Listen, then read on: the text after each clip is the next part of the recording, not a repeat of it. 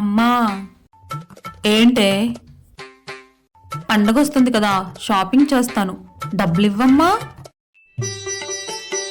దానికి ఇంకా టైం ఉంది కదా అమ్మా. పండగకి 3-4 days ముందు షాపింగ్ చేస్తే మంచి డ్రెస్సులు చూపించరమ్మా.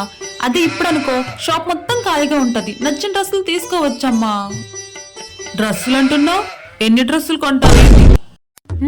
నా దగ్గర ఉన్న డ్రెస్సుల్లో మొన్న ఎలకలు కొన్ని కొరికేసాయి కాబట్టి ఒక 9-10 జతలు తీసుకుందాం అనుకుంటున్నా. 9-10 జతలా? ఒక పని చేయవే, నా 2 కిడ్నీలు తీసుకుని వెళ్ళి అమ్మేసే. 10 జతలేం కర్మ, నీకు మేకప్ కిట్, ఐఫోన్ కూడా వచ్చేస్తుంది. మొహం చూడు. అమ్మా ఈ ఐడియా ఏదో బాగుంది. ఏంటే ఎటకారమా?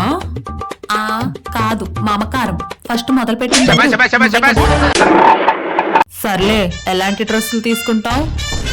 అలా అడిగే బాగుంది, చెప్తాను విను.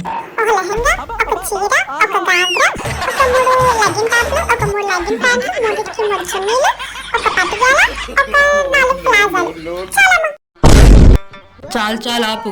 ఇవన్నీ కొనాలంటే నిజంగానే నా 2 కిడ్నీలు అమ్ముకోవాలి. సరే సరే, నువ్వు చెప్పేది నేను విన్నాను కదా, ఇప్పుడు నేను చెప్పేది నువ్వు విను. ఫస్ట్ నడుము కనిపించకూడదు. రెండోది ఈ జబ్బలు కనిపించినట్టుగా స్లీవ్లెస్ వేసుకోకూడదు. మూడోది ఆ బ్యాక్ సైడ్ వీప్ మొత్తం కనిపించినట్టుగా పెద్ద హోల్ పెట్టుకొని తిరగకూడదు. తిరిగితే వీప్ విమానం మొత్తం మోగిపోద్ది. నాలుగోది చున్నీ లేకపోతే అస్సలు ఒప్పుకొని చెప్తున్నాను. అర్థమవుతుందా? అమ్మా ఇన్సూరెన్స్ పాలసీలో కూడా ఇన్ని రూల్స్ ఉండవే. అమ్మనే, నా జాగ్రత్త నాది. ఇంకెందుకమ్మా, నీ పాత చీరలు ఉన్నాయి కదా అవన్నీ ఇచ్చేసే.